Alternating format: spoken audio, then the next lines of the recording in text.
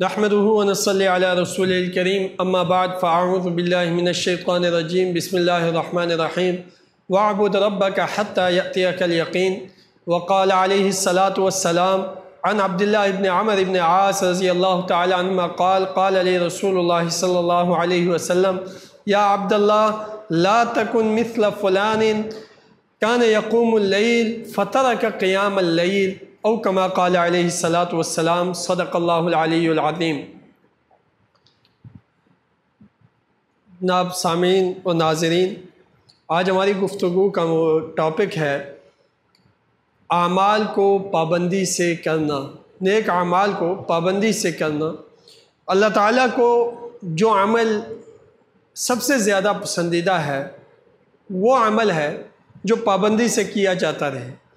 پابندی سے فرق یہ پڑتا ہے کہ جو عمل روزانہ کیا جائے گا وہ روزانہ اللہ رب العزت کی یاد کی تجدید بھی کرے گا، اور یہ جو تجدید کا عمل ہے، دہرانے کا عمل ہے، اللہ کی یاد کو روزانہ دہرانا اور اس یاد کو، اس تعلق کو تازہ کرنا، یہ اللہ کو اتنا پسند ہے کہ امام مسلم ایک روایت نقل کرتے ہیں، فرماتے ہیں احب الاعمال الی اللہ ادومھا وان قل۔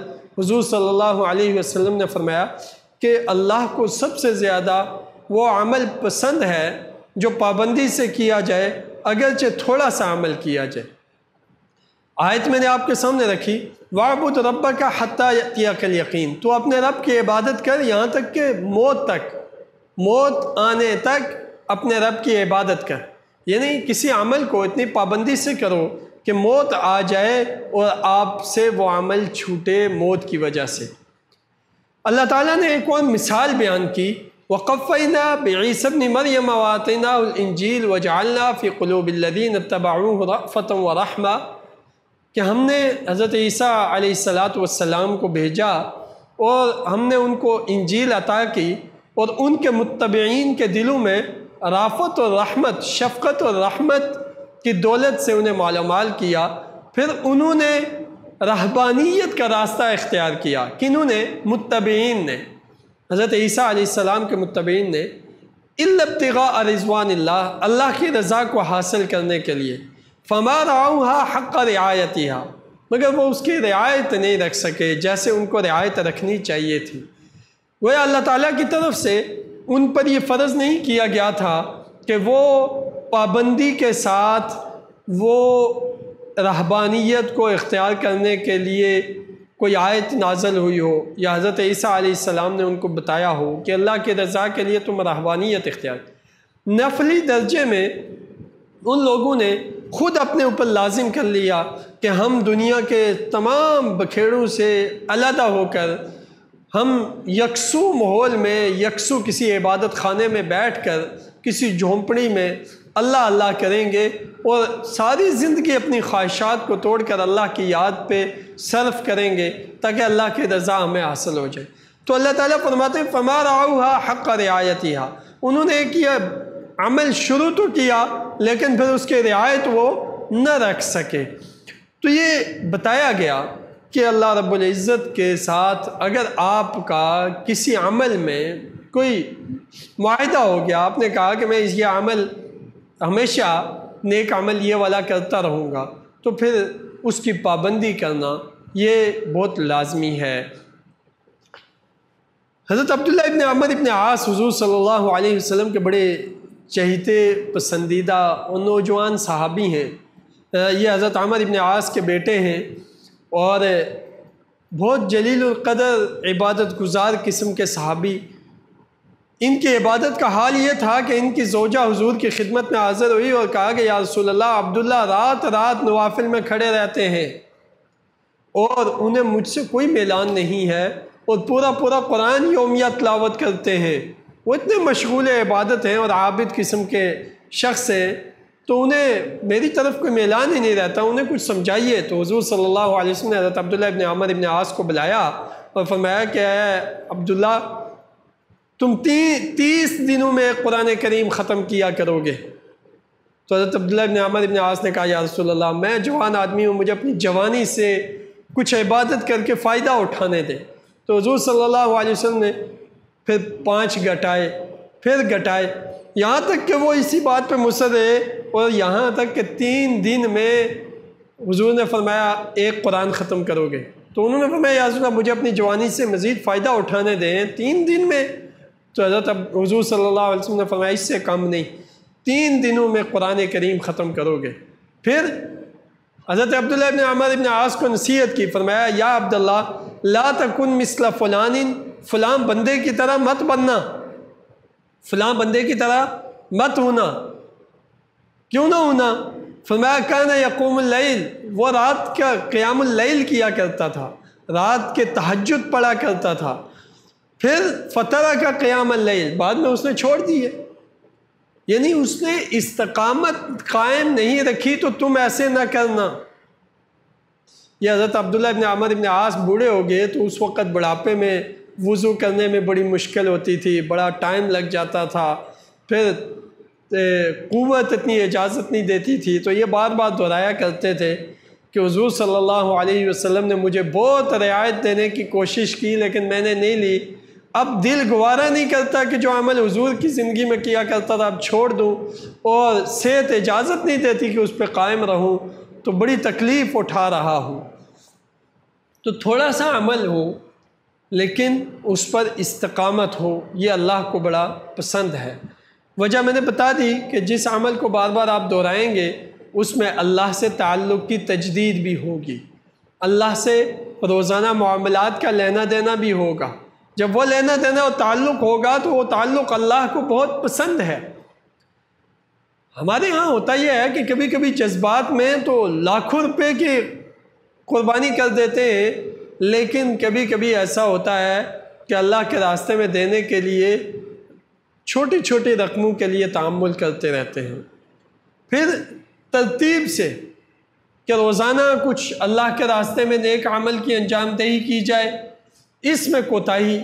اور سال میں ربیع الاول کا مہینہ آتا ہے، ہم حضور صلی اللہ علیہ وسلم کی محبت میں ربیع الاول میں بڑے جلوس نکالنا، جھنڈے لہرانا، اور جلسے جلوس، نعرے اور بڑی بڑی کانفرنسیں منعقد کرنا، یہ ہمیں بڑا یاد رہتا ہے۔ لیکن جب رمضان، جب 12 ربیع الاول گزر جائے تو ہماری ساری خوشیاں مدھم پڑ جاتی ہیں، ہمارے بازاروں میں نظر نہیں آتا کہ حضور صلی اللہ علیہ وسلم کی سیرت طیبہ کا کوئی اظہار کرنے والا کوئی شخص ہو، ہماری زندگیوں پر حضور صلی اللہ علیہ وسلم کے نیک اعمال کا اظہار تک نظر نہیں آتا۔ اور ربیع الاول کا مہینہ آتا ہے تو ہم بڑے جوش و خروش سے اظہار کرتے ہیں۔ اب یہ اللہ کے نزدیک پسندیدہ عمل نہیں ہے کہ آپ حضور سے محبت کا اظہار ایک دن تو کریں اور پورا سال آپ نہ کریں۔ اس لیے اللہ تعالیٰ نے کہ کوئی بھی ڈے بنانا ہمارے لیے مقرر نہیں کیا۔ والدین، فادر ڈے، مادر ڈے، سیرت ڈے، سنت ڈے، ٹھیک ہے، توحید ڈے، یہ نہیں مقرر کیے، اس لیے کہ یہ روزانہ کے کرنے کے کام ہیں۔ روزانہ پابندی اور استقامت سے ان باتوں کی تجدید کرنا ہے۔ اسی طرح ایک شخص کبھی کبھی 100 نوافل پڑھ لیتا ہے، کبھی مہینوں نفل نہیں پڑھتا، یہ اللہ کو اتنا پسند نہیں ہے جتنا روزانہ 2 نفل پڑھتا ہے لیکن پابندی سے پڑھتا ہے، اس لیے کہ روزانہ اللہ سے تعلق کی تجدید کرتا ہے۔ ایک شخص 1000 روپے صدقہ کر دیتا ہے کئی مہینوں کے بعد، اور دوسرا شخص کئی دنوں کے بعد کوئی 1 روپیہ کئی روزانہ وہ اللہ کے راستے میں چند روپے صدقہ کرتا ہے۔ تو اب یہ روزانہ والا جو روزانہ اللہ رب العزت کے راستے میں صدقہ کر کے اپنے آیت کی تجدید کرتا ہے، اس کی بنسبت ایک شخص 1 مہینے میں یا 2 مہینوں میں 1 دفعہ کرتا ہے، تو یہ بڑا فرق ہے۔ پہلے شخص جو پابندی سے روزانہ کرتا ہے وہ اللہ کے نزدیک بڑا پسندیدہ عمل ہے، دوسرا عمل اللہ کو قبول ہے، اللہ کو پسند ہے، لیکن سب سے زیادہ پسند وہ نہیں ہے۔ ہمارے ہاں مغربی روایات جیسے جیسے آ رہی ہیں تو ہم ان کے پیچھے چلتے ہیں تو کئی اپنی اخلاقیات کو چھوڑتے جا رہے ہیں۔ اب قرآن کریم نے ہمیں والدین کے بارے میں حسن سلوک کی وصیت اور نصیحت کی ہے، وَوَصَّيْنَا الْإِنسَانَ بِوَالِدَيْهِ إِحْسَانًا۔ اب یہ جو نصیحت ہے حسن سلوک کی، یہ روزانہ والدین کے ساتھ حسن سلوک کا اظہار کرنا، وَاخْفِضْ لَهُمَا جَنَاحَ الذُّلِّ مِنَ الرَّحْمَةِ، اپنے آپ کو رحمت کے ساتھ ان کے ساتھ پیش کرنا، ان کے لیے جھکا کے رکھنا، یہ اللہ کے نزدیک پسندیدہ عمل ہے۔ اس کے مقابلے میں ہمارے یہاں مغربی روایات آ رہی ہیں کہ پورا سال جا کر شیخ ہاؤس میں، اولڈ ہاؤس میں بوڑھوں کو ڈھال دیتے ہیں، والدین کو پورا سال نہیں پوچھتے، جب فادر ڈے آتا ہے تو ایک پھولوں کی ٹوکری لے کے جا کے ان کو پیش کرتے ہیں۔ کیا یہ اخلاقیات کے مطابق ہے کہ آپ پورا سال ان کے حال احوال سے نا واقف ہیں، آپ ان سے ملنے جلنے سے منقطع ہیں، اور پھر آپ ایک دن میں جا کے ان کو پھولوں کی ٹوکری دے دیں گے تو وہ اسے کھائیں گے؟ کیا کریں گے؟ اس سے انہیں کیا خوشی ہوگی؟ تو اسلام کے روایات مغربی روایات کے ان طریقہ کاروں سے بالکل مختلف ہیں، اور اللہ کو یہ پسند ہے کہ روزانہ اپنے والدین سے حسن سلوک کا اظہار کیا جائے۔ ان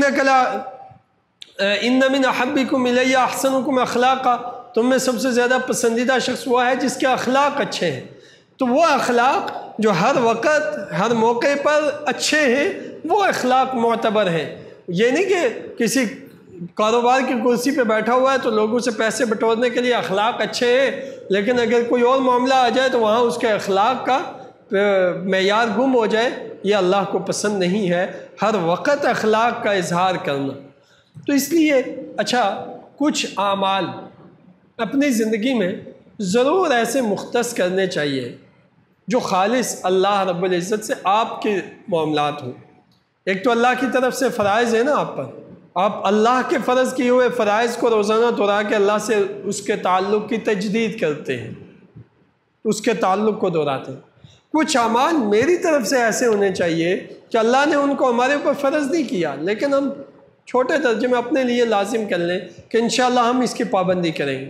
کچھ صدقہ کرنا روزانہ، اگرچہ 10 روپے ہی صدقہ ہو، 100 روپیہ صدقہ ہو، جس کی جو استطاعت ہے وہ روزانہ جو کر سکتا ہے وہ اپنے لیے مختص کر لے کہ میں اتنی رقم اللہ کے راستے میں روزانہ صدقہ کروں، یا روزانہ کسی ایک غریب کو کھانا کھلا لوں گا۔ اگر کسی کی گنجائش ہے، وہ اللہ نے مال کی وسعت دی ہے، تو روزانہ کسی کے لیے ایک کپڑے کا سوٹ کسی غریب کو دوں گا، روزانہ کسی دینی خدمت کو وقت دوں گا، 20 منٹ 30 منٹ۔ قرآن کریم 10 منٹ روزانہ تلاوت کروں گا، پابندی سے کروں گا، زیادہ نہیں، 10 منٹ پابندی، لیکن پابندی سے کروں۔ 2 رکعت نفل پڑھوں گا، لیکن پابندی سے پڑھے۔ آپ سوتے وقت پڑھ لے، یا تہجد کے وقت میں پڑھ لے، یا اشراق کے وقت میں پڑھ لے، یا بعد الظہر پڑھ لے، یا قبل الظہر پڑھ لے، لیکن 2 رکعت نفل پڑھ، زیادہ نہیں، لیکن پابندی سے پڑھو۔ اور کسی کو روزانہ کوئی دین کی بات سکھانا یا خود سیکھنا، کسی سے ایک حدیث سیکھوں گا روزانہ، بس ایک حدیث، 5 منٹ لگیں گے ایک حدیث سیکھنے میں، کسی سے جا کر روزانہ ایک حدیث سیکھنا، امام مسجد، قاری صاحب، اپنے کسی دوست عالم سے ایک حدیث سیکھوں گا، اور کوشش کروں گا کہ اس پہ عمل کروں، لیکن سیکھنا روزانہ۔ یہ وہ امور ہیں کہ چھوٹا چھوٹا عمل کریں، لیکن پابندی سے کرتے رہیں۔ وقت بتلائے گا کہ اس عمل کے نتیجے میں اللہ کی معرفت کے دروازے کتنے کھلے اور اللہ سے تعلق کتنا مضبوط ہو گیا۔ یہ اعمال کرنے کا اللہ کے ہاں سب سے پسندیدہ طریقہ ہے۔ چھوٹا سا صدقہ لیکن روزانہ، چھوٹے 2 ایک نفل لیکن روزانہ، 10 منٹ کی تلاوت لیکن روزانہ، ایک حدیث کا سیکھنا لیکن روزانہ پابندی سے۔ یہ وہ نسخہ ہے کہ اگر آپ اس پہ کاربند رہیں، تھوڑے عرصے میں ایمان کے حلاوت و حرارت سینے میں جاگ اٹھے گی، اللہ سے تعلق کی تجدید کی برکات محسوس ہونے لگیں گی، اور بہت ساری مشکلات چھٹتی ہوئی نظر آئیں گی، کیونکہ جب آپ پابندی کریں گے تو کسی کو اللہ نے توفیق دی ہو وہ زیادہ عمل پابندی سے کرے، تو یہ اللہ کے نزدیک سب سے پسندیدہ ہے۔ اور یہی بات حضرت عبداللہ ابن عمر ابن عاص کو حضور نے فرمائی کہ فلاں کی طرح نہ ہونا کہ اس نے رات کے تہجد شروع کیے تھے پھر اس نے بعد میں چھوڑ دیے۔